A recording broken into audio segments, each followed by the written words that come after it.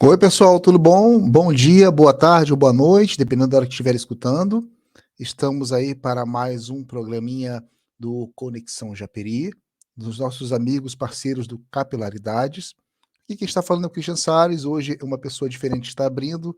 A gente costuma sempre dizer que é o Euler, que é o nosso âncora, mas a gente vai hoje seguir com a nossa série aí latino-americana, e a equipe aí está dando um descanso, né, no momento de tanta perturbação política aí na cabeça da gente, mas semana que vem a galera do Conexão Japeri, os assuntos econômicos, políticos do Brasil vão estar de volta. Enquanto isso, a gente segue aqui batendo um papo aí com o nosso correspondente argentino, o Ramiro.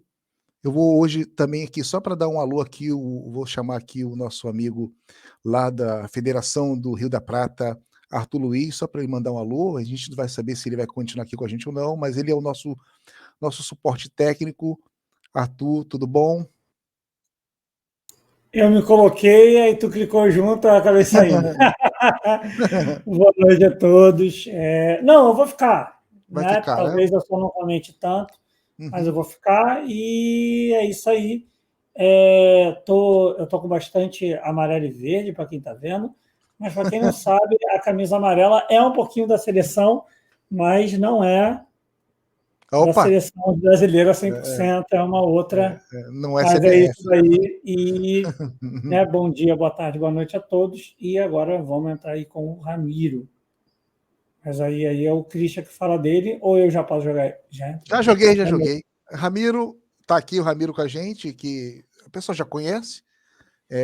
Muito conhecido também aí, eu recomendo muito o programa que ele faz aí, que eu já sou fã do Café Mercosul, e ele também faz aí uma participação conjunta aí no Batuque na Cozinha. Seja muito bem-vindo, Ramiro, como é que você tá? Oi, Christian, tudo bem? Tudo bom, Arthur? Como vocês estão? Beleza. Bom, e é isso, vamos tocar o trem? Vamos lá? Vamos! Do que você quer que a gente fale, Christian? Tantas coisas que estão acontecendo na nossa América Latina, né? É verdade, a gente assim, bom, eu tenho muitas questões, muitas perguntas para fazer nesse giro aí. Aliás, eu quero até mandar um abraço aí pro amigo Leonardo, que está numa missão hoje, não pôde participar, mas na próxima ele vai estar com a gente também, o nosso correspondente da Colômbia. Mandar aqui um abraço aqui também para os nossos amigos do Conexão, né? O Euler, o professor Rogério, enfim, né? O Piotr, né? Que estão sempre aqui dando uma força para a gente. Mas Ramiro e Arthur, olha só, é assim, a gente conversa sempre nos bastidores e pronto. Acho que ficou ainda um assunto aí mal contado, mal acabado, desse discurso do ódio que se acentuou nesses dias, né? Que é uma coisa que já vem crescendo, né, esse embrião que começa aí talvez um pouco antes do 2018, mas que a gente está chegando agora às vias de fato, uma coisa muito louca, né? Esse atentado que teve agora na Argentina aí, que foi com a Cristina, mas pode ser com qualquer outro aí a qualquer momento. Então, eu acho que a gente tem que voltar a debater um pouco sobre isso aí, o que está por trás disso, que movimentos são esses que estão, né, conseguem manter-se, né, e conseguem crescer tanto. Então, acho que a gente podia começar por aí, né, esse assunto Eu aí vou, eu do. vou começar aí, Christian, pegando um pouco a tua fala acerca do perigo que foi. Porque, como você disse, foi contra a Cristina, né? Mas poderia ter sido contra qualquer um. E isso está absolutamente certo. Absolutamente certo. Hoje apareceram áudios da Agência Federal de Inteligência que foram entregues para a juíza que está levando o caso na Argentina, Uhum. de pessoas que participaram nestes movimentos que fizeram o atentado contra a Cristina Kirchner. Agora, depois a gente vai falar um pouquinho mais de quem está por trás de tudo isso. Onde eles falavam que poderia ter sido a Cristina e outro falava que queria matar o Fernandes. Só que o Fernandes viajava de helicóptero e ele não tinha uma bazuca para derrubar o helicóptero. Mas Meu que Deus. algum dia ele ia encontrar o Fernandes e que ia acabar com a vida dele. Outro dos áudios, porque este grupo não foi assim o único dia do atentado, eles fizeram um trabalho de inteligência durante esses 7 dias, dos 10 dias que durou, estas manifestações dos simpatizantes da Cristina, que foram na casa da Cristina e ficaram dia e noite para proteger a Cristina, porque sabiam que outros grupos iam atentar contra ela. Uhum. E destes grupos que atentaram, foram 7 dias a fazer trabalho de inteligência. Estão os vídeos e tem áudios deles onde um fala: olha, eu estive, encostei no Kichilov, encostei no Kichilov. Kichilov é o ex-ministro de Economia da Cristina e o atual governador da província de Buenos Aires, a província mais importante da Argentina. É a província que tem assim, 25% do PIB da Argentina está em Buenos Aires. E dos 44 milhões, 11 moram em Buenos Aires. Ou seja, é o governador mais poderoso da Argentina. E outro falou: e por que você não matou? Por que você não matou? É que tinha muita gente. Caramba! Não, o negócio está preto, não é simples. Depois os meios hegemônicos tentaram falar, primeiro dia, que não foi nada, que é um atentado falso. Inclusive colocaram o hashtag no Twitter, pistolinha d'água, sabe? Como dizendo, não foi nada. Agora, quando começaram a ver que a coisa. Porque internacionalmente repercutiu mal. Internacionalmente repercutiu muito mal, porque foi um atentado contra a vice-presidente, isso é um atentado contra uma instituição da República, não é a Cristina simplesmente, é a vice-presidente, que é a presidenta do Senado, não é pouca coisa. E aí depois tentaram colocar que, bom, a Cristina que é culpada, porque ela que convocou as pessoas, e porque e depois, quando começaram a aparecer estes temas do discurso de ódio da imprensa, que é terrível, vocês não fazem ideia o que é a imprensa da Argentina. A gente critica muito dos meios hegemônicos aqui no Brasil, mas lá é pior, é uma das piores imprensas do planeta. Acho que só comparada com algum tipo de imprensa na Bolívia e na Venezuela, que também todo mundo fala que Maduro é um ditador e que Chávez era um ditador, mas se vocês veem os meios da Venezuela, você fica assim É. espantados com o ataque que é, né? A mesma coisa na Bolívia, né? O mínimo que falavam de Evo Morales, que era um índio analfabeto e tudo mais, né? Uhum, uhum. Mas na Argentina é todo dia. Para você fazer uma ideia, porque Maradona é a figura mais emblemática da Argentina. O diário Certo. Clarim falou dele 200 mil vezes. O Messi, imagina, outro héroe, né? O Messi, 152 mil vezes. O Papa Francisco, também, mais ou menos como o Messi, 120 mil vezes. E a Cristina, 2 milhões de vezes. Tá? Ou seja, imagine todo dia, de manhã, tarde e noite, falando que a Cristina é. Não, às vezes, categorias morais. A Cristina é má, é ruim, ela é louca, ela é doida, ela é a rainha. Ou seja, não tem questões políticas, não tem. Ela roubou porque não conseguem provar absolutamente nada, não tem. Ela errou politicamente nisso porque não consegue. Não, é tudo categoria moral, sabe? Então, nesses termos do discurso de ódio, quando viram questão moral, são corruptos, são vagabundos, são, sabe? Como que você vai Uhum. se defender disso? Se a gente nem chegou num consenso do que significa ser vagabundo. O que é o vagabundo? Como diz a Márcia Tiburi, o que é o vagabundo? É uma categoria aí aberta. Quem que é o vagabundo? Quem não trabalha, quem rouba? Que é o vagabundo? É aquele que eu digo que é. E que eu vou colocar nele todo o significado que eu acredito que seja. Uma categoria aberta, o que se chama um significante aberto. Cada um vai preenchendo. Então, eu acho que vagabundo é aquele que estupra criança. Ah, é vagabundo. Eu acho que vagabundo é aquele que dá mamadeira com aquele biquinho de. Ah, é vagabundo. Então, todo mundo vai achando que o vagabundo é aquele que ele odeia. E isso serve para criar um nós, né? Uma identificação que através do ódio, fica coesa. E esse é o grande tema do discurso de ódio. Até que depois aparecem pessoas na Argentina que fazem isso. Ou algumas pessoas, como acontece aqui no Brasil, né? Que vamos depois ver alguns exemplos de violência. Mas uma coisa interessante que eu queria deixar claro acerca do discurso de ódio, desculpem que foi o tema do meu trabalho de doutorado, Aham, que ótimo. ele não é novo. E a utilização do discurso de ódio com matéria política não é nova. Já Catão, o orador romano falava de lenda Cartago, que desapareça Cartago, vamos acabar com Cartago, vamos deletar Cartago. E isso fazia com que os romanos se sentissem mais nacionalistas e tivessem um inimigo. E assim sempre foi, sempre foi. Ao longo da história sempre houve esse ódio que teve alguma implicância política, um aproveitamento político, né? Então, os venezianos, quando mandaram a de Gaulle a todos os turcos lá na batalha do Chipre. Embora metade eram turcos e outra metade eram mercenários, porque na época... Mas não importa, estavam com os turcos, mas vamos degolar todos. Sim. É isso. Ou quando entraram na primeira cruzada lá em Jerusalém, que mataram todos. Mas tem muitos cristãos. Vamos matar todos. Que Deus, como falaram naquela época, né? Que Deus escolhe os seus. A gente manda todos para ele. Desse jeito foi. Mas o que acontece agora? Por que agora estamos falando tanto do discurso de ódio? Porque agora a gente vê que há uma sistematização desse uso político.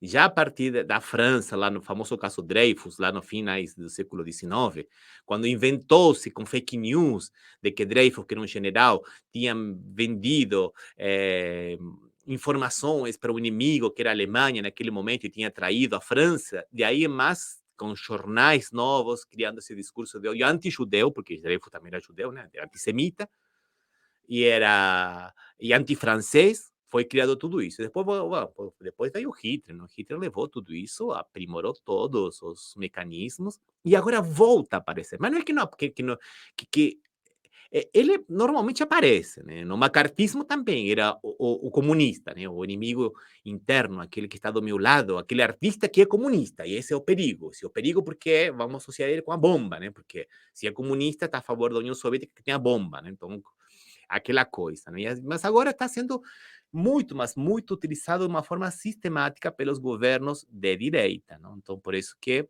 estamos vendo um renascimento deste discurso, desta utilização do discurso do ódio. Só uma coisa que é interessante, né? Que às vezes a gente não para pensar nesta questão do discurso de ódio. Quando a gente pensa em amor, pensa logo em Romeu e Julieta, né? Até hoje vão lá as pessoas em Verona e colocam flores na suposta sacada que estava a Julieta, que nem foi, mas tudo bem. E pensam no Romeu e Julieta quando pensamos no amor. Mas a gente alguma vez pensou no contexto de ódio entre as famílias Capuleto e Montecchio que impedia esse amor? A gente só repara naquela coisa romântica, mas não repara no contexto de ódio dessas famílias que era irreconciliável. Então, acho que agora necessitamos botar o olhar no discurso de ódio, ver que há um ódio, aceitar que isso existe para ver como a gente desarticula isso, né? Como que a gente consegue desarticular isso, porque não é um discurso da violência, não é um discurso da polarização. Não é isso. A polarização é saudável. Eu não quero ter nada a ver com alguns setores da direita. Eu quero estar longe deles. Eu quero, assim, eu quero uma distância muito grande. Mas é só a polarização. E isso é uma disputa, e isso é legítimo. Isso é legítimo. Agora, quando eu penso que esse outro é o inimigo ao qual eu tenho que aniquilar simbólico realmente, porque pode ser tanto de um jeito ou do outro, aí já o negócio está complicado, porque aí a minha existência está pautada pela existência do outro. Se o outro existe, eu não posso existir, eu não posso ser feliz. Então, isso pode ser contra o bolsista, né? Os caras eu não posso ser feliz, eu não posso ter o que... Porque tem alguém que está roubando de mim, está levando meus impostos, está roubando de mim. Então, a Sim, sim. felicidade dele é a infelicidade minha. Isso são coisas que apareciam nas manifestações contra Dilma Rousseff e contra o PT, por exemplo. Fora o PT, devolva nosso país, nos roubaram o nosso país, a gente não tem país. Ou seja, não estamos aqui no Brasil. Vai para Cuba, você aqui não pode existir, porque eu estou aqui, então você vai embora. Essa ideia de que não podem coexistir é o discurso de ódio. O outro é alguém que tem que ser eliminado simbolicamente, ou, como estamos vendo, quando a violência chega numa questão nas vias de fato, né? Vemos que tem pessoas que pensam que isso habilita que realmente façam isso, né? Façam isso. E, lamentavelmente, aqui no Brasil, né, Christian e Arthur, a gente teve casos tristes que lamentar de mortes políticas, né? Sim. Não que na Argentina não tenha. No governo anterior do Maurício Macri, teve casos assim, que até hoje a gente sente no coração, né? Por exemplo, o assassinato que teve por parte das forças da Gendarmeria, que é uma força especial nacional de Santiago Maldonado. Um jovem anarquista que estava a favor dos índios mapuches lá na Patagônia, que estavam fazendo um protesto. E vieram e desapareceram com ele. Depois de 2 meses se encontra ele como que tinha morrido afogado num rio que tinha 40 centímetros. É. Tá bom, Depois de 2 conta. meses. E depois que passaram fizeram 3 buscas de pessoas especializadas nesse lugar. Depois de 2 meses, ou pior aí, o caso do outro. Vladimir Herzog, né, é o mesmo tipo, né? Se enforcou de joelho. O jornalista, que eu esqueci o nome, Paiva, né? O jornalista Paiva, né? Isso. Pois é, a mesma coisa, interessantíssimo, Arthur, interessantíssimo. O outro lá que morreu, outro mapuche que morreu perto de Bariloche, lá no Lago Mascardi, com um tiro pelas costas. Ah, não, porque a gente revidou que o cara não tinha nada, era um menino eletricista, 21 anos, foi a visitar a família. Mas chegou a polícia lá atirando mesmo e mataram pelas costas. Ou seja, a gente vê esse tipo, porque é essa ideia de que o outro é o inimigo e o inimigo tem que ser aniquilado, ele tem que sumir, tem que desaparecer. Delenda o inimigo, né? Agora o inimigo. A gente teve um caso aqui, já tem tempo já, que foi um índio pata-choque, tacaram fogo nele, dois Lembro. jovens, entendeu? Só O que por... tacou fogo nele chegou a ser ou se candidatou, ou teve algo assim. Eu vou procurar aqui, mas eu lembro que teve uma parada dele. Houve uma história que ele virou médico, agora não sei também. Agora, Mas ou virou policial, coisa assim. até onde eu sei, ele conseguiu se formar, mas eu acho que o Conselho de Medicina de Brasília não deu não deu o alvará, né? Não deu a matrícula, o registro. Uhum. Acho que foi, mas isso agora há pouco que estava essa ideia, acho que uns 4 ou 5 meses atrás, mas teríamos que procurar mesmo. Acho que foi isso, que eu acho que o Conselho Médico de Brasília, acho que não queria dar o registro de médico, mas ele chegou a se formar sim. Meu Deus do Ele céu. se formou de médico. É absurdo, não? Não, mas Absurdo. teve um caso, mas não tem nada a ver assim, não chega a ser um ponto de ser discurso do ódio, mas foi um trote de calouros aí em São Paulo, aí afogaram uma pessoa também, né? Lembro. Eu lembro dessa história, mas enfim. Mas Mas uma coisa interessante, Christian, que você acaba de colocar, né? Porque o discurso de ódio, a gente reconhece quando é aquele discurso raivoso, né? Ah, vamos, tem que matar, tem que matar. Mas o discurso de ódio é tudo aquilo que se insere nessa lógica amigo-inimigo. E muitas vezes, a maioria das vezes, ele passa pelo lado humorístico. É piada, é o lúdico, sabe? Ah, não, mas é piada, a gente não pode fazer piada, é a ditadura do politicamente incorreto que fala, né? Gente, o discurso humorístico é pior do que o discurso raivoso, porque o discurso raivoso você reconhece. O discurso humorístico, como fala um grande linguista francês, que é o Charadot, ele cria assim uma espécie de empatia entre quem fala e o ouvinte. Eu vou te contar uma coisa inteligente, você que é inteligente vai entender, entendeu? E esse e eu que recebi, que sou inteligente, que entendi, e já vou repassar para todo mundo. Olha como eu sou.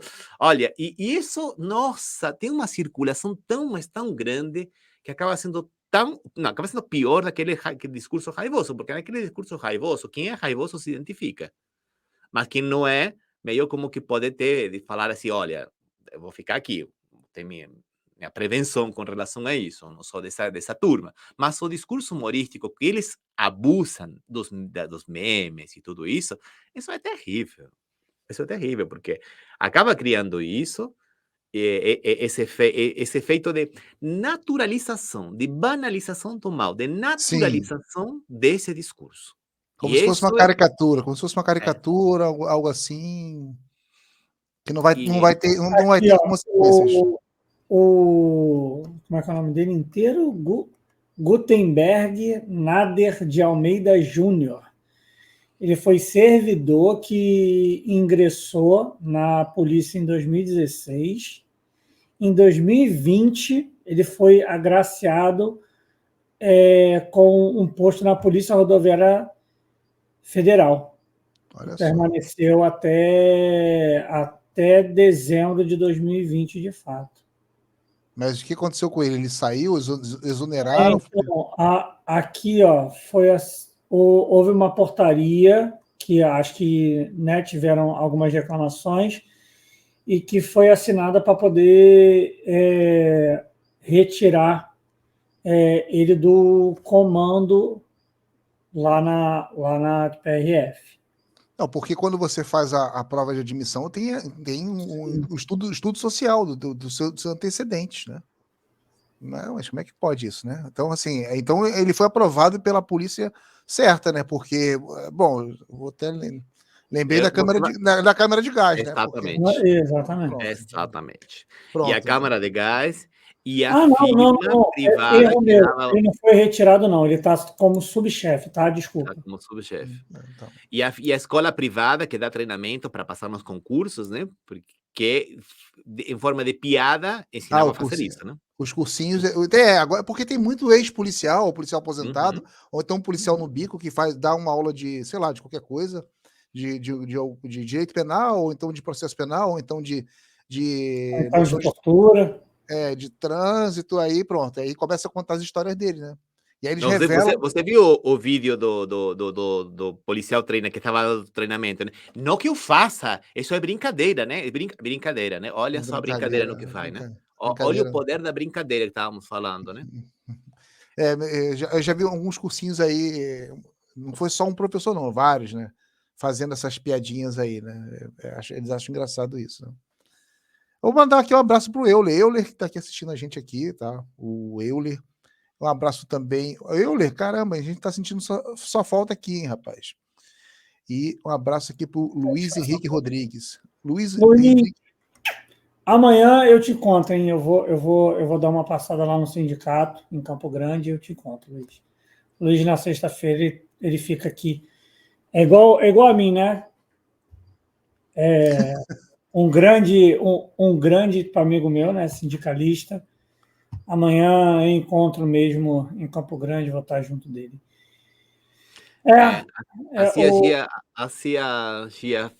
Fazia Hitler, assim criaram um antipetismo, e é verdade. E é verdade. Só que eu acho que esse antipetismo também teve um pequeno estágio pela Ucrânia. E eu vou contar uma pequena coisa assim, que eu fui descobrindo lá na pesquisa dos discursos, né? Tanto nas manifestações da Argentina, quanto nas manifestações do Brasil. As manifestações da Argentina contra a Cristina foram aproximadamente entre 2012 e 2014. E aqui foi 2014, finalzinho de 2014. Começaram lá por novembro e dezembro, que não ia muita gente aqui na Avenida Paulista, que era o filho do Bolsonaro. Vocês lembram que uma vez apareceu ele no palco lá, mostrando a pistola lá? Bom, que era pouca gente, era 200 pessoas, 300 pessoas, não era muita gente. Mas em março de 2015, aí que começou para valer, né? Terminaram quando a Dilma sofreu o impeachment, né? Impedido, sim. E eu achava interessante, né? Porque eu ouvia aqui as pessoas cantando quem não pula é do PT, quem não pula é do PT. E eu falava, nossa, mas essa é uma música que canta as torcidas da Argentina no futebol. Eu lembro em 1986, né? Quando a Argentina ganhou da Inglaterra na Copa do México. Eu era meio que adolescente, né? Pulando com todo mundo na praça, el que não salta é um inglês. Era, né? E eu falava, olha que interessante, né? Você vê que vão. E depois, assistindo alguns vídeos das manifestações na Ucrânia contra o Yanukovych, que era um primeiro-ministro pró-russo, absolutamente corrupto, aí vi que as pessoas pulavam e falavam assim, que quem não pula, não sei em ucraniano o que era, mas é a mesma coisa. E depois a gente vê isso aqui no Brasil, né? Então, não sei se não teve alguma passagem por aí, porque muitas das coisas que a gente vê da Euromaidan também se viam aqui nas manifestações da Cristina. Mas, às vezes, também muitas das coisas da Argentina que também aconteceram aqui. Inclusive, tive alguns políticos da Argentina, de menor, assim, de partidos significantes, né? Essas celebridades das manifestações contra a Cristina, que vieram nas primeiras manifestações aqui, para ajudar os irmãos brasileiros a derrubar o comunismo e o populismo da Dilma. Teve algumas figuras que vieram de lá, então também pode ser que tenham trazido essas coisas, mas há assim, digamos, algumas... Não, entre as manifestações da Argentina e as manifestações do Brasil, não há algumas semelhanças. Praticamente, às vezes, parece que é um espelho, gente. Parece que é tradução do que se falava contra a Cristina, as coisas que se falavam aqui. Inclusive, até a estética era igual. A estética foi roubada das primaveras árabes, né? Roubaram as primaveras Eu ia árabes. falar exatamente isso. Eu fiquei segurando, mas exatamente Isso mesmo. isso. Exatamente isso. Principalmente do Egito, da Praça de Tahrir.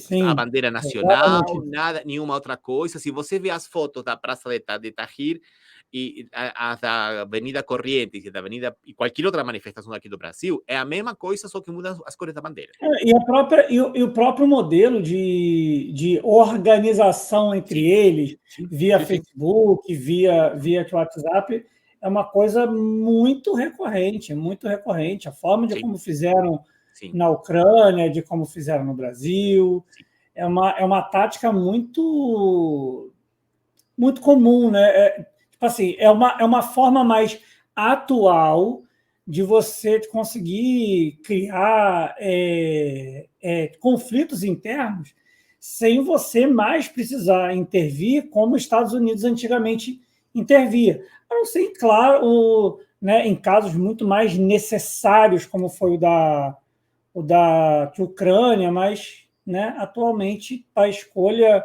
de uma certa intervenção de fora é mais ou menos essa. Eu queria falar, tanto para tu, Ramiro, quanto para o Christian, que eu tenho imagens aqui de algumas pessoas, mas eu queria primeiro focar na questão da Cristina Kirchner, que tem um ponto muito interessante, e aí eu vou colocar o nome, eu já esqueci o nome dele, o Ramiro lembra, porque eu já esqueci. Acabei de esquecer o nome, eu não anotei aqui do lado, esqueci o nome. Fernando Sapag Montiel. Isso aí. E aí, para quem não sabe, esse símbolo, né, do Sol Negro é um símbolo tanto está associado a essa direita, né, que é um pouco que tem uma coisa aqui de meio esotérica, né, até porque os próprios nazistas tinham muito isso, né, desse esoterismo, né, e é muito utilizado por diversos grupos nazistas. Se não me engano, estava até numa foto que até na Ucrânia tentaram meio que esconder que tinham diversas pessoas do próprio exército, né, ucraniano que estavam com elas.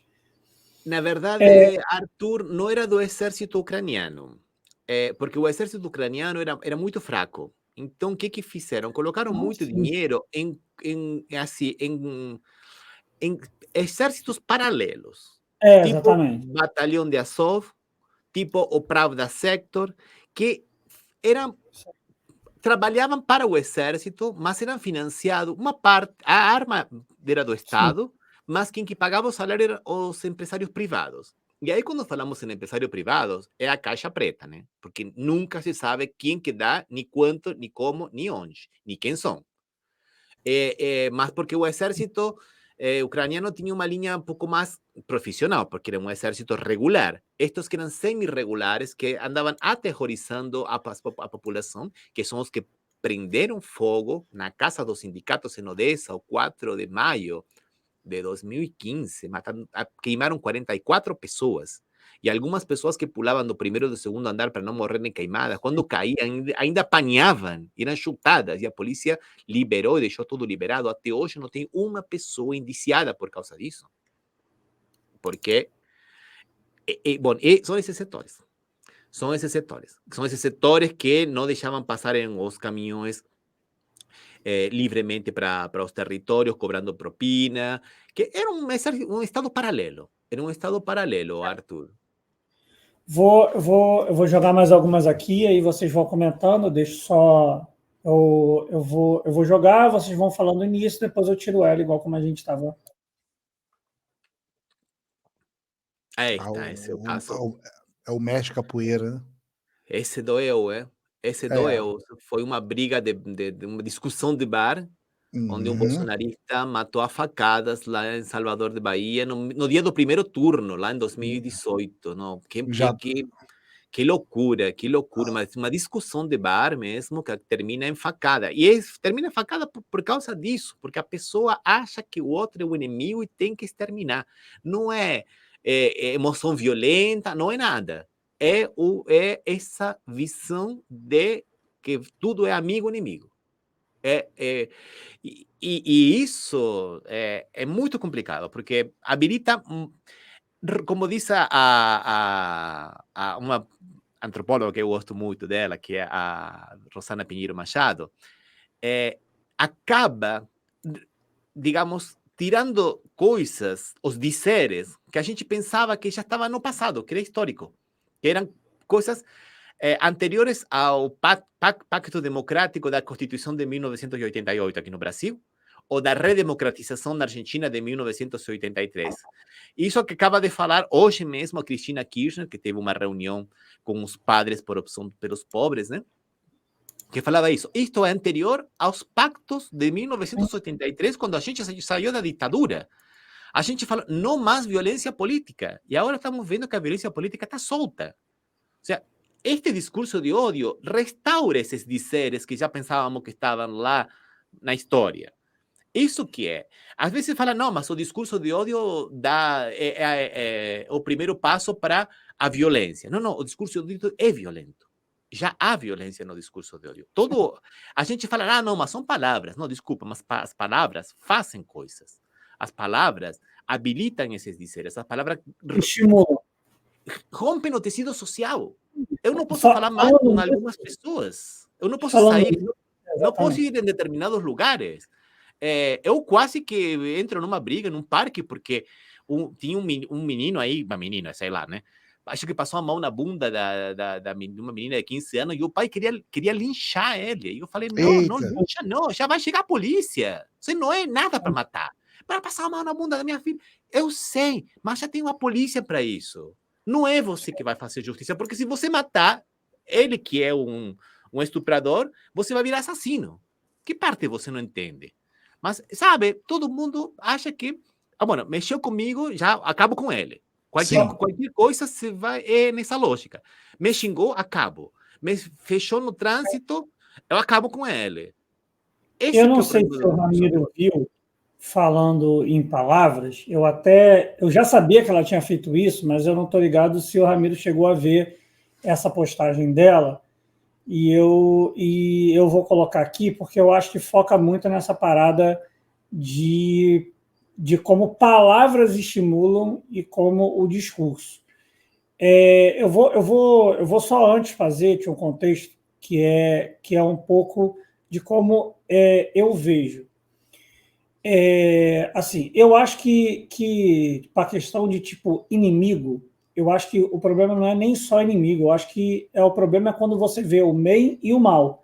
Porque quando nós somos inimigos ideológicos, a gente discute um com o outro. Quando fala inimigo, é que assim, sei lá, escrevi um texto, Ramiro discordou, escreveu um texto criticando o meu. E nós vimos como, sei lá, inimigos ideológicos, no futebol também. Agora, quando você analisa bom e mal, não tem. Como é que eu vou falar? Não faz sentido você dar brecha para o mal, porque o mal é o mal. E não faz sentido você criticar o bem, porque o bem é o bem. E aí esse pessoal meio que estimula isso. E aí a Renata. Opa, errei aqui, acertei agora. A Renata Barreto, que é uma dita economista, né, é formada, mas ela não sabe diferenciar Davi Ricardo de Karl Marx, porque ela achava que lei de ferro dos salários era Karl Marx, né? Ela não deve ter lido na vida dela Davi Ricardo, eu já li, né? Ela coloca assim, o texto no Instagram dela tá: levantar a possibilidade do atentado ter sido fake não é nada absurdo, principalmente levando-se em consideração o histórico de Cristina Fernandes. Recentemente, Fernandes, a respeito das acusações de corrupção de Cristina, disse: Nisman se suicidou. Espero que Luciane não faça algo assim. Como fico provado que foi um homicídio, muitos levaram a fala de Fernandes como uma espécie de ameaça. E você não viu nenhum jornalista brasileiro preocupado com um discurso de ódio falar sobre isso. Bom, esta é uma das fake news mais bem elaboradas, porque quando a gente pensa em fake news, pensa em uma coisa que é falsa. E a fake news, normalmente, quando é uma coisa que é falsa, você vê que é falso, né? Eu falo assim, olha, eu fui abduzido uma semana por um extraterrestre e você mas se você estava no boteco ontem, o que está falando aqui? A gente te viu no boteco, quem foi abduzido? Essa é fácil. Mas quando você pega fatos verdadeiros e vai dando uma interpretação totalmente equivocada, a propósito, tendenciosa, enviesada, essa que é a fake news mais poderosa. Primeiro que está confundindo aqui os Fernandes, porque quem falou isso não foi Cristina Fernandes de Kirchner, não foi Alberto Fernandes, numa entrevista que foi dada para a Nación Más, que é um meio opositor, e que perguntaram de Nisman, e ele disse, pero Nisman se suicidou. Tá me falando o quê? Não tem nada a ver, Nisman. Nisman se suicidou-se. Eu não sei. Aí, às vezes o Fernandes fala umas coisas que não deveria, né? Fala umas merdas, às vezes é verdade. Eu posso enumerar várias assim, né? Algumas têm a ver até com o Brasil, né? Bom, e nesse caso, ele falou, espero que ele não faça nada. E todo mundo fez assim, pelo amor de Deus, cala a boca, meu amigo. Onde que vai falar isso? No inimigo, né? Porque é interessantíssimo isto. O Nisman faleceu num apartamento, sozinho, trancado por dentro, num banheiro, trancado por dentro, que inclusive o corpo dele estava obstruindo a porta, não conseguiam abrir a porta, mas a Cristina assassinou. Agora o cara que todo mundo viu, milhões de caras que vê que está gatilhando assim, que diz 2 vezes e não consegue, não, isso é fake. Isso é fantástico, isso, né, gente? Isso, e a Cristina nunca falou isso. Nunca falou isso. Nunca falou. A Cristina, com relação a Nisman. Isso foi ao Alberto Fernandes. Como pega o Fernandes e mistura. E que está provado que o Nisman foi assassinado. Não, não está provado que o Nisman foi assassinado. Não tem provado nada. Faz tempo que eles não querem provar, que não conseguem provar nada. Já está 3 peritos, dos mais categóricos, dos melhores peritos da Argentina, inclusive um deles foi colocado pelo Supremo Tribunal de lá, a Corte Suprema, e não conseguiram demonstrar um indício de assassinato. Aí veio o Macri e veio a Patrícia Bullrich, que era a ministra de Segurança, pessoa que agora vamos falar, porque é a Bolsonaro de saia de lá, e que está, todo mundo pensa que está por detrás de tudo isto, com muito relacionamento com o serviço de inteligência, muito, que foi aquela que mandou matar o Santiago Maldonado e o Nahuel, inventou de que esta prefeitura ia fazer a perícia, que nunca tinha feito a perícia a prefeitura, jamais tinha feito a perícia, nunca tinha feito isso. E aí eles disseram que foi assassinado, com uma perícia para lá de fajuta, ou seja, e não avança, porque o juiz não pode validar essa perícia. Tem 3 perícias anteriores, muito bem feitas, que diz que não há nada para provar que foi um homicídio. E esta outra que diz que foi, que está tão ruim que nenhum juiz quer colocar assinatura. Detalhe, em direito você não prova o homicídio. Não foi provado que foi suicídio. Não foi provado. Não, desculpa, em direito você não prova que foi suicídio. Você prova o homicídio. O suicídio não está penado. Se eu me suicidar, que vão me meter na cadeia depois. Não existe isso. Tem que provar que alguém me assassinou, que alguém me matou. Então, se não há prova de homicídio, não, se descarta o suicídio. Se descarta o suicídio. Em todo mundo é assim. Mas não, aqui eles invertem a teoria. Lembram que Lula... mas Lula não provou que é inocente. A Cristina não provou que é inocente. Não, desculpa, eles não têm que provar que é inocente. A inocência se presume pela lei. É o Estado que tem que provar a culpabilidade. É em questão do ônus da prova. Exato. Eu que tenho que provar que eu não cometi nada. Não, estamos numa lógica onde a razão parece que está sumida em uma sopa de letras, como a gente fala, né? Pessoas que articulam um discursinho tomando 2 ou 3 coisinhas que não tem muito nexo de causalidade entre uma e a outra, mas que fica bonitinho e todo mundo compra, como o que você me acaba de ler desta mulher Barreto, né? Vamos lá. Deixa eu colocar aqui. Essa daqui eu vou fazer duas comparações, porque Sim. o Christian me mandou uma imagem, são duas comparações, e depois eu vou completar com uma outra comparação, mas eu tenho certeza que o Christian, como me conhece, ele sabe porque a segunda imagem vai aparecer.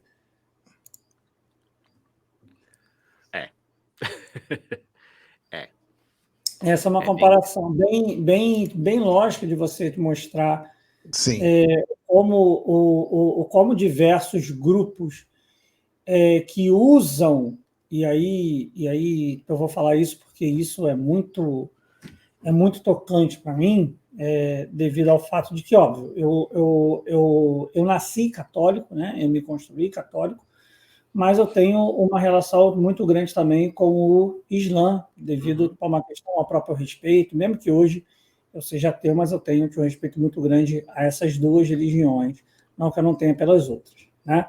Mas são grupos, né, que usam uma suposta, né, um suposto argumento teocrático, né, para poder criar algo horrível e você estimular a morte de quem é inimigo. Você vendo o Bolsonaro repetindo isso com uma criança, né, estimulando o exército. Você ter respeito pelo exército é algo natural, até porque o exército é necessário para todos os países, mas você não precisa ficar estimulando a criança com uma arma na mão. Até porque a própria criança, a gente vê aqui a criança, está com uma cara muito contente do que está rolando, né? Nenhuma das duas crianças. Nenhuma das duas. Estão muito contentes com o que está rolando. Antes de você passar para a próxima, Arthur, eu queria pegar uma deixa que você falou, quando eu estava falando do discurso de ódio, que você falou do bem e do mal, né? E é exatamente o que você está colocando, né? Quando a gente coloca categorias absolutas, né? Que é um pouco também, quando eu falo assim de inimigo, me referia mais assim ao inimigo nesse sentido que você falou, Arthur. O inimigo de guerra. O inimigo de guerra vale tudo, porque é o inimigo, sabe? Então, que pode ser vários, digamos, também é um significante vazio, né? Que pode ser várias coisas. Eu não falei como... Mas é interessante isso que você colocou, né? Porque para o Islã seria o herege, né? Seria o herege, e para o Bolsonaro seria o comunismo, o antifamília, e tudo é como você disse. No último, quem que é o bom e quem que é o mal? Quem que é do bem e quem que é o bem? E quem que é o mal? Não é assim, é interessante, eu gosto muito disso. Islâmicos, para mim, ainda é mais perigoso, porque, na realidade, esses grupos, né, eu fiz até, acho que um debate antigo, acho que tem até uma live, deve estar salva, eu depois tento anexar aqui, que é quando eu fazia parte do jornal Voz Operária, que nós falamos sobre a questão do Afeganistão. Nós falamos dos mujahidins. E como esses grupos foram investidos direto e treinados pelos Estados Unidos, serve como duas coisas, que na época foi tanto para poder combater a União Soviética, mas hoje também serve para você reforçar uma imagem equivocada, extremamente equivocada, do que é o Islã. E o pessoal deturpa totalmente. E aí eu também vou deixar aqui para anexado, depois para as pessoas poderem ver. O primeiro, e se não me engano, acho que ele ainda é o único sheik brasileiro, que é o Rodrigo Jalu, que faz um trabalho excelentíssimo aí em São Paulo, junto do Júlio Lancelotti. E ele está hoje até vendo a situação de diversos afegãos que estão no aeroporto de Guarulhos, que não tem para onde ir, o que fazer e onde serem acolhidos. Mas para poder completar essa imagem, não dá para a gente não esquecer disso daqui. E para quem não está vendo, não está conseguindo compreender o que é, isso é a festa da independência de Israel. e aí você colocando pessoas também com o contexto político e religioso, né, já que muita gente gosta de culpar somente o Islã como sim. uma teocracia, mas Israel usa muito esse discurso também, que justifica. Né, e aí eu vou usar esse termo, que eu não tenho nenhum medo, porque para mim é bem o que é, né, que é o genocídio que Israel faz na Palestina. Uhum. Eles usam como uma justificativa essa questão religiosa, e aí se cria um segundo problema, que uma parte da própria esquerda brasileira não consegue compreender que isso também não é o discurso do judaísmo. O A- judaísmo não é isso. O Até judaísmo também não. é tão certo isso que você está falando, Arthur, é tão certo que hoje mesmo saiu um documento em Samarcanda, no Uzbequistão. Samarcanda hoje é a capital mundial dos eventos políticos, né? Porque tanto, digamos, no campo da economia, quanto no campo talvez até possa sair uma nova aliança militar, a gente tomara que não, pero tomara, e religiosa, né? Que é a reunião da organização do trato, como é? Do Xangai. Está o Putin, está Xi Jinping, estão todos os líderes só não estão os líderes ocidentais, né? Como falam algumas pessoas que eu gosto, alguns analistas que falam da anglosfera, né? Então, o mundo anglófilo. A anglosfera é um termo que eu acho bem acertado, né? Eu nunca ouvi falar, eu amei, eu vou usar agora esse Então, termo. acho bem interessante. Mas também estão os religiosos, né? E hoje saiu no blog Argentina Traduzida o Papa Francisco falando do Posso discurso de botar? ódio. Pode, Isso pode sim. já falar que eu acho que já estava já na parada para poder colocar. Então Mas vamos lá. a gente, porque é ocidental, cristão, estamos no Brasil e o Papa é argentino e eu sou argentino. Mas, na verdade, entre os participantes também estava o grande imã de Al-Azhar, Ahmed Al-Tayeb, que é do Egito, o rabino-chefe de Israel, David Lau, e assim como pela Igreja Ortodoxa Russa, não conseguiu ir o patriarca Kirill, mas mandou o Antônio em substituição.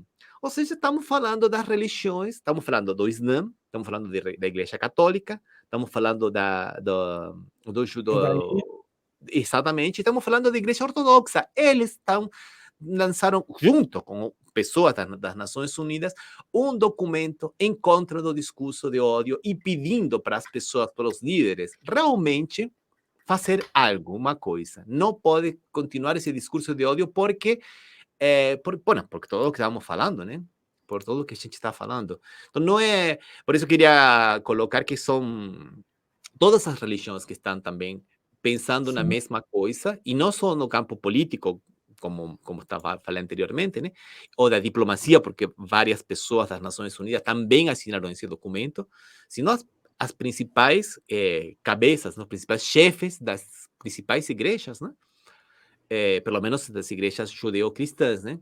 Que eu considero o Islã também como dentro da grande família das religiões judeo-cristãs, né? É. Não, não vamos entrar nesse, mas Não, com suas grandes diferenças, né? Com suas grandes diferenças. Eu também eu gosto muito também do Islã, respeito muito o Islã. Eu já fui para Marrocos, adorei. Fui muito para a Turquia, eu quero voltar para a Turquia. Não me aprofundei muito no Islã, mas digamos que algumas coisinhas. Se algum dia vocês puderem ir para Andaluzia, para a cidade de Córdoba, todo mundo vai para a Mesquita de Córdoba. Mas aí, perto da Mesquita de Córdoba, atravessando uma ponte, tem uma torre chamada Torre da Interpretação das Religiões. E aí te mostram como durante 600 anos, praticamente, ou mais, conviveram judeus, cristãos e pessoas da família dos Omeia, né, que é uma das raças, tranquilamente. E a rua era uma rua que dividia os bairros, uma rua de 3 metros de largura. Menor de qualquer rua de São Paulo.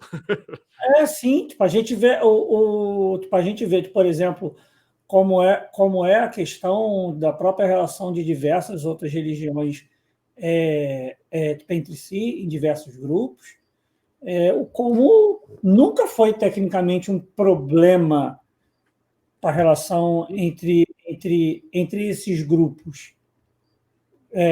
Isso no quesito, né, religioso. Uhum, sim, No sim. quesito religioso, você nunca teve esse problema especificamente entre grupos. Na realidade, não querendo botar o dedo na ferida, mas já botando o dedo na ferida, o grupo religioso que mais criou problema e conflito entre outras religiões foi o catolicismo lá no início, quando era paliado, né, ao Estado. Mas aí entra essa questão fundamental. Esse meio que alinhamento político da religião com o Estado. Aí entram diversas questões que nós podemos colocar. Mas o Islã tem diversos problemas. Sim. Os sunitas que são da Arábia Saudita é um problema, mas os sunitas não são um problema. Uhum. Alguns xiitas têm, mas não é um problema da religião, é um problema especificamente de como nós temos esse discurso de que eu sou o bem, você é o mal, e aí não tem jeito. Não tem como ter... Tipo assim, eu não vou conversar com o mal. O mal você acaba pela raiz, não tem uma outra forma. E só para poder colocar um ponto que eu tenho certeza, eu creio que, assim, hoje, né, no nosso vídeo não, mas se provavelmente a gente tivesse bastante gente vendo, ia vir algum chato para poder falar isso. Mas várias pessoas da esquerda que fizeram não sei o que lá. A gente não pode fazer nenhum tipo de comparação com o que nós estamos falando aqui de discurso de ódio com processos revolucionários. Não podemos fazer essa comparação equivocada. Processos revolucionários, quando eu falo de revolução, estou falando mudança tanto da questão da infraestrutura produtiva quanto da questão política do próprio país. Não dá para você comparar esses processos com o discurso de ódio. O fim do feudalismo não se deu por um discurso de ódio, se deu por um processo revolucionário. Né? Cuba, entre outros, foi processo revolucionário, não foi discurso de ódio. Processos revolucionários são processos violentos e são naturais de serem violentos, não é nenhuma questão, não tem como a gente falar de uma forma moral dessa questão. Né? A gente tem uma questão de, tipo assim, endurecer na luta, mas existe uma grande diferença de quando você analisa de uma forma moral, ou seja, o lado daqui é mal, não sei o que lá, e eu sou bom. Se eu sou bom e o outro lado é mal, não tem como você ter um discurso de meio termo. E aí entra numa questão que eu vi hoje, mas eu não cheguei a ver o dado correto, eu acho que é 2/3. Conforme vocês vão falando, eu vou pesquisar e eu confirmo, mas acho que era uma questão que, tipo, 2/3 da população brasileira hoje tem medo de sofrerem agressão devido à questão política. Eles estão chamando agora de violência política, né? E aí eu vou jogar já um caso, vocês vão comentando, e aí eu vou buscar o dado para ver se está certo. São 2 casos específicos, e aí vocês vão debatendo enquanto eu acho isso. Bom, esse é o caso da Ruda, né? Tristíssimo. Esse chegou muito. Saiu do Brasil esse aqui, repercutiu muito fora do Brasil, porque é triste, né? Você está num lugar privado com tua família, num âmbito familiar, descontraído, e chega alguém de fora. E você viu, né? Essa questão da exclusão. Eu acho, algumas frases eu acho que são muito interessantes. Desculpe que às vezes eu analiso muito assim desde o ponto de vista linguístico, né? Aqui é Bolsonaro. Aqui é Bolsonaro. Você é um invasor. Você não tem que estar aqui. Aqui é nós. Aqui, esse aqui é muito forte. Esse aqui é uma exclusão implícita. Você fora daqui. Aqui é Bolsonaro. Aqui quem manda é Bolsonaro. Aqui você não e termina matando. E é interessante porque isso que você falava, Arthur, de que tenta se colocar assim a teoria dos dois demônios. Ah, mas antigamente, primeiramente, ele foi agredido porque jogaram terra na picape dele, na caminhonete, na coisa dele. Jogaram terra e ele mata. Ou seja, há uma coisa que é fundamental, que eu acho que a humanidade está perdendo, que é o sentido da proporcionalidade. Exatamente. Você pode, em legítima defesa, reagir a uma agressão injusta, desde que seja proporcional. Se você vem me xingar e cuspir, eu não posso pegar uma metralhadora e encher você de bala. Isso não existe, isso não é legítima defesa. Isso é delito mesmo, isso é assassinato, não tem legítima defesa. Então, jogaram terra, porque depois foi provado que nem jogaram terra, que era uma mentira deslavada para criar essa teoria dos dois demônios, né? Que também fizeram com a Cristina, né? Mas a Cristina que incita o ódio, a Cristina que chamou aos partidários. Primeiro que foi mentira, foi todo autoconvocado. Isso eu sei muito bem que foi autoconvocado, porque algumas das pessoas que autoconvocaram são conhecidos meus, para defender a Cristina, para fazer um ato de presença, que foi mais ou menos um pouco também como aconteceu com Lula, lembra quando foi antes de ir para Curitiba, né? Que foi em São Bernardo do Campo, que ficou 3 dias lá, que as pessoas iam naturalmente para estar com ele, né? Para estar com ele, para fazer um ato de presença, né? E depois ele se entregou para a Polícia Federal. Mas não tem a teoria dos dois demônios. Não tem a teoria dos dois demônios. Tem uma jornalista que tem um livro que eu comprei dela, e como me arrependo de ter comprado esse livro dela, né? Que se chama O Discurso de Ódio, porque ela foi muito agredida pelo bolsonarismo. Mas quando nós vamos ver, ela coloca como que os blogs de fake news do Bolsonaro são iguais aos blogs da esquerda, porque os dois têm uma versão parcializada. Só que os blogs do Bolsonaro, 90% é fake. E você demonstra que é fake. E os blogs da esquerda, que cumprem a função que não faz os meios hegemônicos, nunca são desmentidos.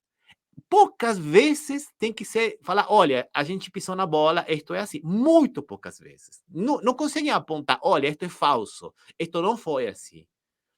Então, como que é a mesma coisa? E eles sempre vão tentar criar essa ideia de que são a mesma coisa. De que, o Bolsonaro é ruim, mas o PT, olha, o ódio do PT, né? Como é que falavam? O Lula chegou a falar, é nós contra eles. Olha o discurso de ódio aí. Gente, nós contra eles, estamos dentro da polarização, dentro do lógico. O discurso de ódio é quando é nós ou eles. Ou nós ou eles. Quando você coloca nesses termos, assim, parece uma preposição, Ramiro, peraí. Ou não é preposição, mas tudo bem. É uma palavrinha só, mas essa palavrinha faz toda a diferença, porque esse ou estamos nós ou estão eles. Não é nós que vamos, como você falava, Arthur, vamos trocar ideias, vamos discutir, vamos brigar. Vamos ser contrários. Ser contrário até que não é tão ruim. O problema é quando esse ser contrário vira vamos matar todos os que são de Palmeiras, por exemplo, porque eu sou corintiano, sabe? Que também acontece, né? Ou vice-versa, né? Um complemento aqui do que o Euler colocou, peraí, deixa eu colocar aqui, ó. Manifestantes que acompanhavam o deputado federal Marcelo Freixo afirmam que tiveram uma caminhada interrompida por partidários do deputado estadual Rodrigo Amorim, que quebrou a placa da Marielle Franco na Praça Sans Pena, na Tijuca, na zona norte do Rio de Janeiro. E tem até um complemento. Aqui no Sindicato dos Professores, do qual eu sou diretor, teve uma época, não lembro se foi em 2018 especificamente, foi 2016, enfim, que o Marcelo Freixo ia fazer alguma atividade e a polícia avisou o Marcelo Freixo para não fazer, porque tinha um plano para eles tentarem matar o Marcelo Freixo no meio do caminho ou até dentro do próprio sindicato. Tanto que até parou essa atividade. E aí a gente vê que esse discurso é um discurso que ele beira... Quer dizer, beira não, eu não vou falar que ele beira insanidade, porque não são pessoas insanas, são pessoas que têm um foco muito específico do que querem fazer. Existe uma grande diferença que foi o que eu falei antes, dessa questão de uma discussão política e você compreender processos históricos que algumas vezes ocorrem por meio de violência, que são naturais, revoluções são violentas, quando você acaba atacando qualquer pessoa. que tem um discurso contrário a você. E aí, o que eu estou querendo falar, porque eu até esqueci de buscar isso, o deputado do Avante, que entrou na sede do PSDB e atirou pro alto. Então, assim, PSDB, eu não estou nem falando de alguém que seja de uma ótica revolucionária. Estou falando do PSDB. Né? Então, Não, realmente isso é complicado, um tema muito complicado, por isso que o tema da Cristina não é um tema assim tão assim, é uma coisa solta, é um doido que fez isso. Não, não, não. Há um contexto, esse contexto está sendo gerado por alguém, está sendo aproveitado por alguém, está sendo financiado por alguém. Aqui no Brasil, estou lembrando do grupo muito parecido com esses grupos que apareceram na Argentina, que é Revolução Federal e outro que são que estão por trás de tudo isso. Tem uma mesma lógica, uma mesma estética, uma mesma ideologia do grupo da Sarah Winter, aqui dos 300, lembra que faziam as manifestações? A gente pode ver as antorchas da Sarah Winter e pode ver estes caras com antorchas, só que na Argentina foram as antorchas e jogaram dentro da Casa Rosada. Faz 3 meses atrás. Foram com as mesmas antorchas a fazer manifestações em contra da República, em contra dos bolsistas, em contra das feministas, em contra da ideologia de gênero, porque a degradação moral da Argentina, as mesmas coisas que fará a Sarah Winter. Pessoas que também gostam de posar, ficar fazendo poses com armas nas redes sociais, pessoas que têm uma ideologia absolutamente extremista, mas que também são financiadas por alguém. Aqui, através da causa que está levando o STF, do Moraes, dos fake news, estão chegando nessas pessoas. Na Argentina, não, agora que estão começando. E estão chegando em quem foi ministro das Finanças do Macri, que financiou a uma destas pessoas, que é o Caputo, que é um homem que está relacionado com a máfia empresarial do que a gente chama contratista, né, que vivem de contratos do Estado e que fizeram negócios multimilionários com autopistas na Argentina, que estava financiando estes grupos. E tem que ir mais fundo, porque tem mais gente. Aqui não é só uma questão política, aqui tem pessoas que aproveitam estes grupos também para fazer seus negócios, para colocar suas pessoas no poder, para depois fazer os conchaves e lucrar. E lucram muito. Lucram muito. Só no negócio das autopistas, que eram do Macri, e que na verdade eram do testa de ferro de Macri, né, dos laranjas de Macri, foram $1 bilhão. Tá? Não é pouca grana. Não é pouca grana. Agora, ontem o governo do Alberto Fernandes disse que ia pedir anulidade dessas concessões, por causa de que não tinha motivo. Vamos ver como que vai. Então, há, digamos, muita coisa para investigar. Aqui já está acontecendo isso, ainda bem. Na Argentina, tomara que a justiça, que duvidamos um pouco, consiga fazer um pouco essa limpa, né? Porque não tem república que funcione desse jeito. Eu estou lembrando aqui, Arthur e Ramiro, que recentemente também eu vou até colocar aqui a mensagem, a gente lê aqui, ó. Deixa eu ver, jogar aqui. Pronto. O Eduardo Bolsonaro agora recentemente também ele convocou aí o pessoal, né, que tivesse armado para poder nessa cruzada, né, com o pai, para todo mundo ficar armado, se armar. Então, assim, isso foi na véspera do 7 de setembro. Então, sabe, para decepção dos bolsonaristas, né, ele veio com um discurso bem manso, né? As pessoas esperavam um Bolsonaro agressivo, xingando tudo que é juiz, enfim. Ele agora está com uma estratégia nova de ser uma pessoa vitimada, triste, sabe, coitadinho. Então, falar quase chorando, né? Agora ele se arrependeu de ter falado que tem imitado as pessoas morrendo com enfim, né? Mas pronto, só engana esses bobões aí que se enganam com isso tudo. Eu vou colocar a foto do carro da vereadora do PT. Sim. E eu achei a pesquisa. Eu ia falar, só para a gente passar rápido do que é a situação do carro da vereadora, para a gente ver essa pesquisa específica, porque eu achei os dados lá do G1, e eu vi coisas interessantes para a gente poder até debater ela, que a gente finaliza a partir dessa pesquisa, porque tem coisas bem interessantes dela. Tá? A situação do carro da vereadora, foi a vereadora Cléris Maria Cavalheiro Revelante, Isso. do PT do Rio Grande do Sul, que teve o carro patacado pelo Luiz Carlos Ottoni, que acelerou de propósito, acertar a traseira. A gente sabe claramente o porquê, né? Só que aí, após essa batida, ele acabou tendo um outro acidente, aí teve depois a polícia perseguindo o mesmo, e o mesmo acabou morrendo depois. E aí, me desculpa, eu vou usar esse termo, felizmente acabou morrendo depois, porque uma pessoa que tem, por escolha, ver um carro com um mero adesivo, e aí eu vou reforçar, em tempos de paz, porque aí entra aquela questão da ótica. Quando você está em tempo de guerra, você entende essas questões, mesmo que a gente não ame guerra, mas você compreende. Estamos em tempo de guerra. Não estamos em tempo de guerra, estamos em tempo de paz. A pessoa escolher claramente fazer esse tipo de coisa em tempo de paz, dá para a gente ver claramente o direcionamento desse pessoal. E aí, Eu tinha que falar. Ah, tá, depois eu falo. Não. Pode falar, então, eu tiro ela, a gente joga mais para frente. Vai. Não, é assim, porque a gente está falando sobre isso tudo aí. Teve também uma discussão dentro de uma igreja agora, recentemente, que um fiel, sei lá, então, entraram nesse. Porque agora só se fala em política dentro dessas igrejas. E aí o cara divergiu, e o cara, acho que, não sei se atirou na perna da pessoa, no pé, enfim. E para você ver como é que tá o discurso do ódio entrou dentro das igrejas, né?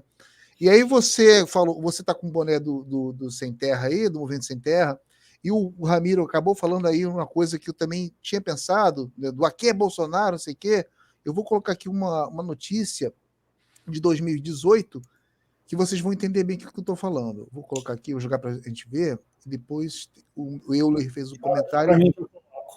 Ó, um estudante lá do Paraná usava um boné do Sem Terra e ele foi espancado por uma torcida do Império, do Curitiba, aos gritos de aqui é Bolsonaro. Então, diz aí muito bem que o que o Ramiro falou agora, né, de que as pessoas se auto-identificam como, né, como arautos do Bolsonaro, né, com esse discurso aí. E voltando aí um pouco da vereadora, eu acabei comentando isso hoje no nosso grupo, né, que em eleições passadas eu usava adesivo no carro.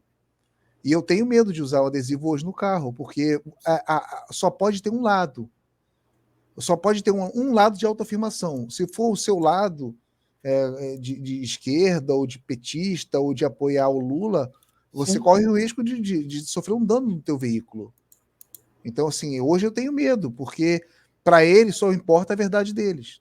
Né? Então, não é. E para mim é uma outra tática clara, de causar medo no pessoal. Aí eu não sei se é isso que o Felipe Neto está falando, que o Euler falou, mas para mim isso também é uma tática secundária, você causar medo nas pessoas irem votar.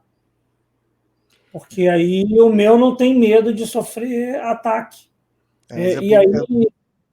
Bom, E aí, o discurso de ódio, quando a gente às vezes pensa que o discurso de ódio é ruim, é uma coisa, é palavra, né? Ah, palavra tem que ser fato, né? Fatos, não palavra, tem aquela expressão até em latim, né? Res, não verba, sabe? Não, mas essas palavras que metem medo nas pessoas rompem a politicidade. Primeiro que faz com que o meu problema, que o problema do outro não seja meu problema. Se uma pessoa, se no Brasil tem tanta fome, ou na Argentina tem 40% de pessoas passando fome, não é meu problema.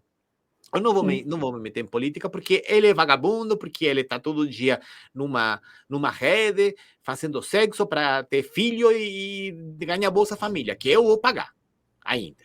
Então, pronto, esse discurso de ódio, ele rompe a politicidade. Primeiro que acaba sendo muito cômodo para essas pessoas, porque tira a sua própria responsabilidade das coisas, não é comigo. Aliás, eu sou a vítima aqui, né? Eu sou a vítima. E, por outro lado, acaba criando medo nas pessoas para entrarem na política, para entender que a política... Porque tudo isto é antipolítica. Todo o discurso de ódio é o discurso da antipolítica. E a política é a única medida que nós temos de resolver de uma forma pacífica nossos conflitos internos. Como que vamos resolver se não é com política? Com guerra civil. Não há outra possibilidade. Ou com submissão, o que manda, manda, e quem obedece, obedece, e não vamos mudar nunca disso, ou com guerra civil. Se não é com a política, não há outra forma pacífica. E então, o discurso de ódio que é antipolítica só leva para mais violência, ou para mais submissão. Nesse ponto estamos, o neoliberalismo não levou a esse ponto. Ou a gente recupera a politicidade, ou a gente vai para isso, ou para a escravidão moderna, a nova escravidão, o novo feudalismo que chamamos, o tecnofeudalismo, ou vamos para a guerra civil. Não tem outras alternativas. Bem, vamos lá. Vou jogar aqui essa pesquisa. Opa, errei aqui no que eu vou controlar. Agora eu achei. Esse levantamento foi feito pela Rede de Ação Política pela Sustentabilidade, em parceria com o Fórum Brasileiro de Segurança Pública. E aí foi o que eu falei, 67,5%, basicamente 2/3, né? Um pouco mais do que 2/3. E aí teve alguns dados que eu vi aqui que eu achei assustadores. E aí, como assim assustadores? Porque se a gente conseguir, eu estou falando, aproximadamente, ela foi falando aqui, mas eu acho que o dado é muito assustador. Olha só.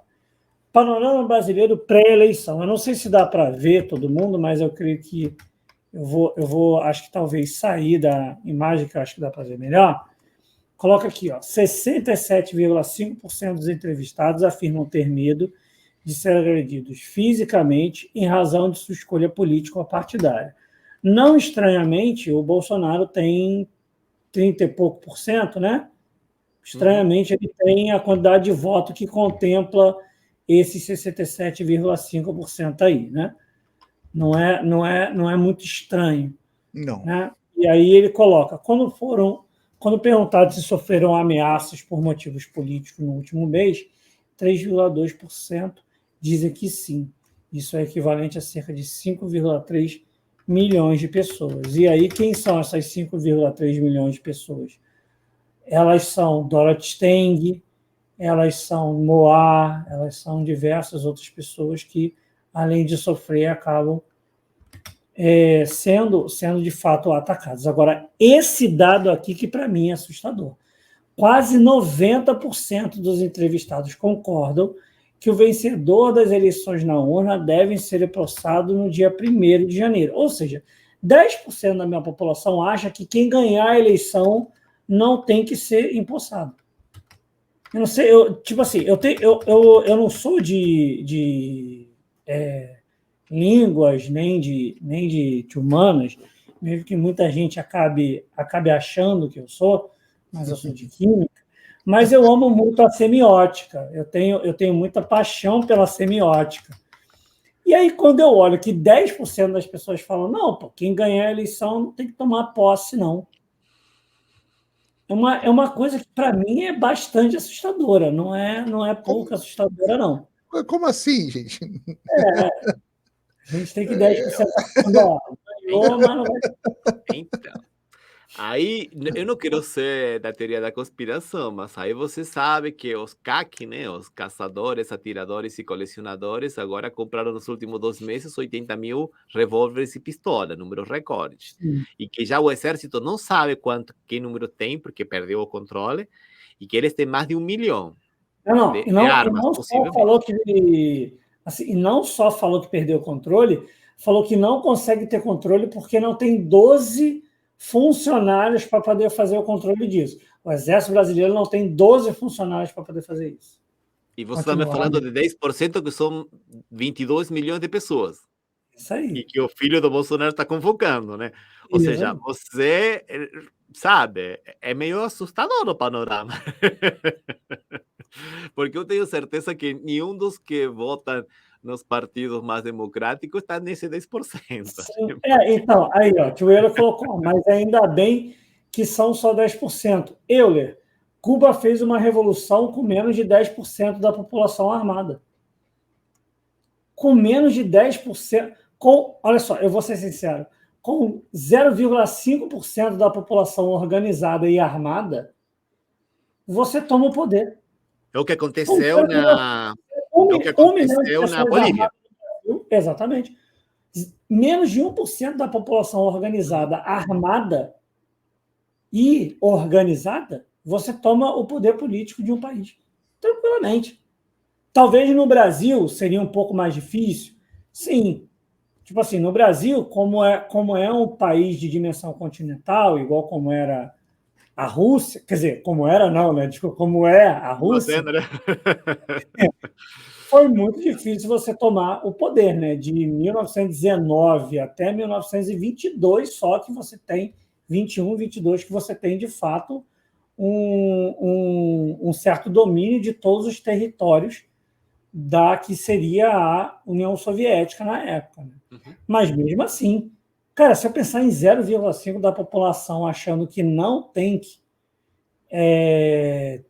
ter posse e os caras estarem organizados armados, já é muito.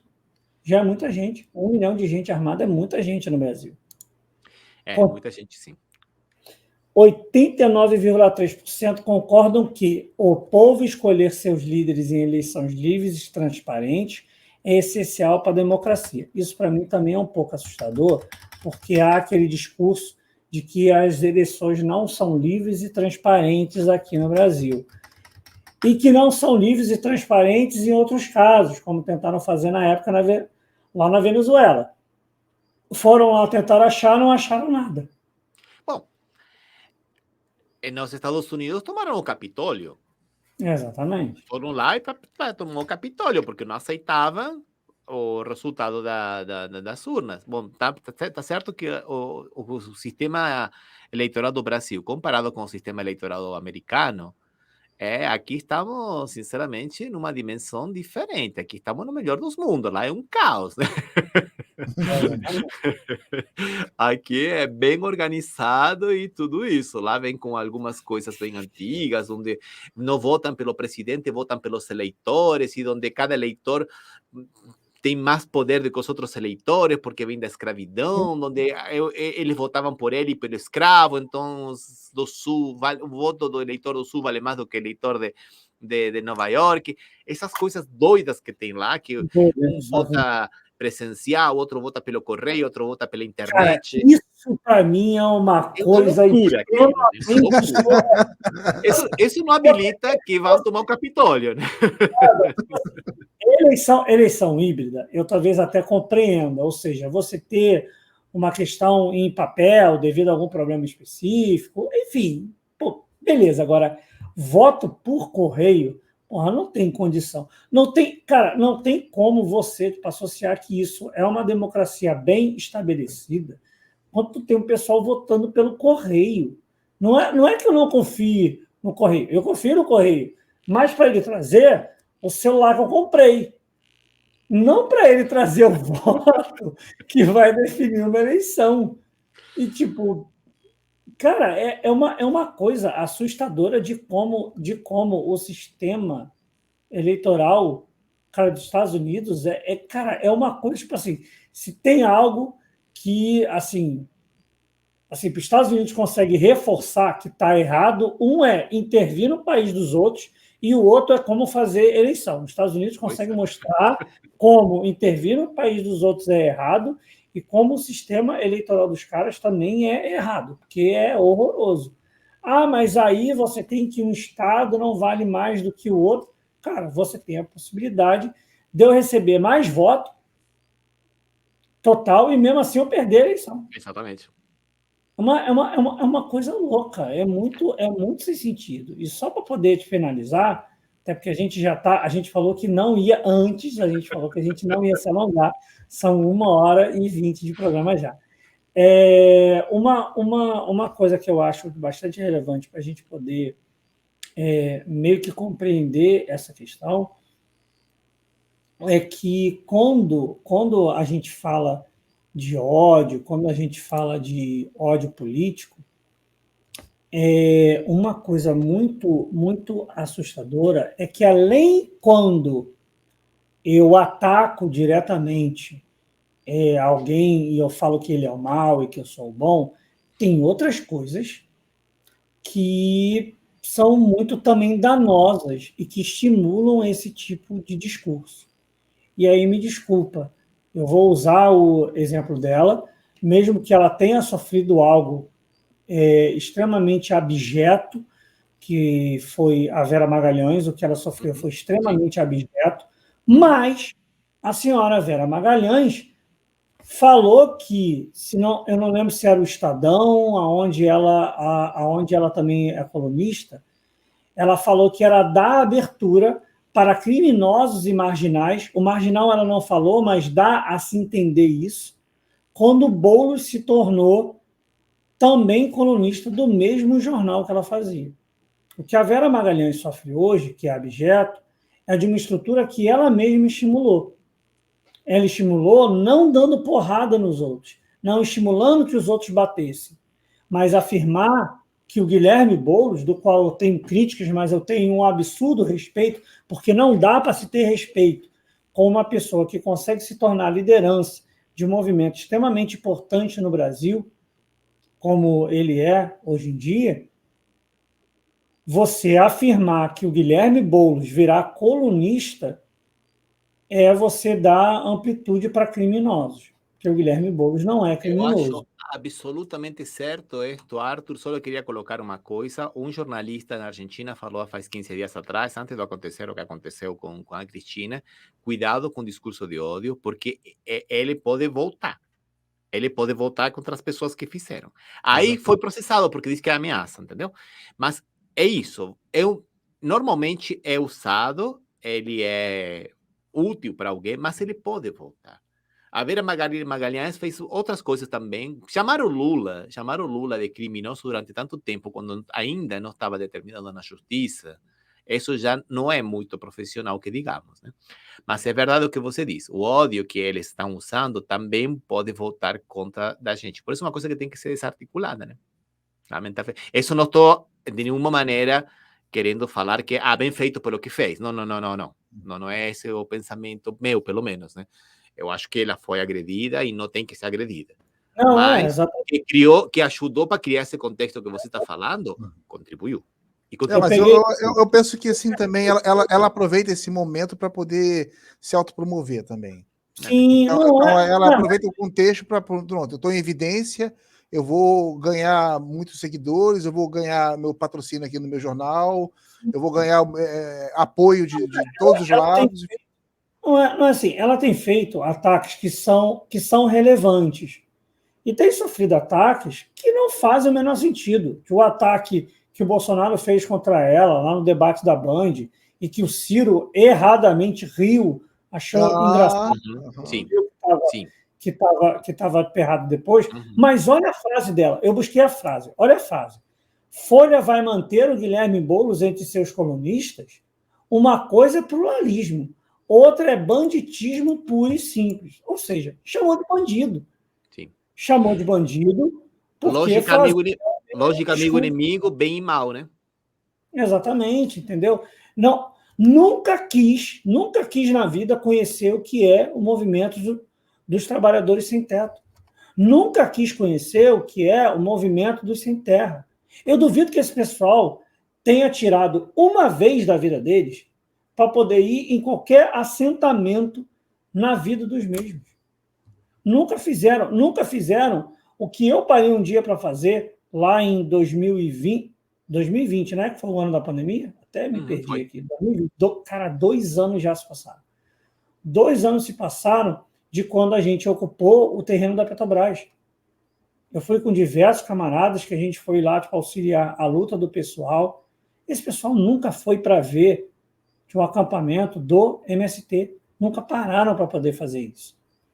Pode-se fazer críticas ao MST, ao MTST, pode-se fazer críticas a todo mundo. Pode-se fazer críticas até ácidas. Eu, quando falo crítica ácida, é porque, assim, o Marx, se não me engano, em um dos textos, ele não chamou com essas palavras, mas ele basicamente chamou o Bakunin de burro. Eu posso chamar uma pessoa de burro? É sem educação? É sem educação. Só que há uma grande diferença de eu olhar o movimento e eu chamar e eu ser mal educado e eu olhar o movimento e um líder do movimento, que algumas pessoas podem errar em momentos ou não, eu chamar o líder de um movimento, de uma luta relevante, de bandido. Diferente. Sendo que o bandido é uma categoria muito forte aqui no Brasil. Bandido e vagabundo são duas categorias muito fortes. Como eu falei para você, não está quem que é bandido. Bandido é qualquer bandido e vagabundo é qualquer um. E é forte mesmo. Vamos para as considerações finais, Arthur e Ramiro. Bom, eu vou só então falar aqui rapidinho. Eu quero agradecer mais uma vez aí a colaboração do nosso correspondente Ramiro Cajano Blanco. Muitíssimo obrigado pela sua contribuição. E a gente vai explorar muito você ainda. Tem muito que conversar. Arthur, pelo suporte técnico aqui no nosso Conexão Latino-Americana. Para quem ficou até agora, nosso agradecimento, mas também eu gostaria de pedir para aqueles que vão assistir em algum momento, compartilhe o nosso programa, se inscrever no nosso canal, né? E assim, só por uma mensagem aqui extra latino-americana, eu quero aqui enviar aqui uma saudação, um agradecimento à eurodeputada Ana Miranda, uma galega que acaba agora de voltar ao assento do Parlamento Europeu e que fez um pronunciamento agora na nossa língua galaico-portuguesa para a tristeza de Madrid. E é isso. Bom, Arthur, Christian, foi realmente, novamente, um prazer estar aqui com vocês. Obrigado pela paciência. E realmente eu curti bastante este intercâmbio de ideias e para mim foi muito, mas muito produtivo, muito bom. Agradeço novamente. E a gente volta com o Leonardo e com o Ramiro no próximo Latino-Americano. Então, a gente vai voltar com muito mais coisas. Primeiro, só para poder finalizar, a gente tem esse programa vai ter um novo nome, vai ser de Conexão América Latina. Todo mundo já viu aqui que a parte do fundo mudou. A gente vai ter uma logo diferente e nós vamos ter os dois programas, o Conexão Japeri e o Conexão América Latina, dentro do canal de Capilaridade.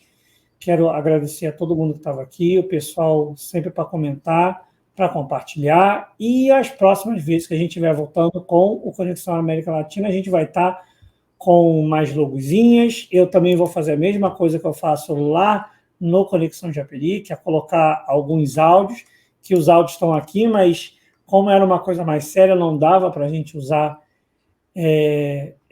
os áudios, mas vamos ter mais áudios. Eu vou pedir alguns áudios, tanto para o Ramiro quanto para o Léo, para a gente poder botar alguns áudios específicos de fora.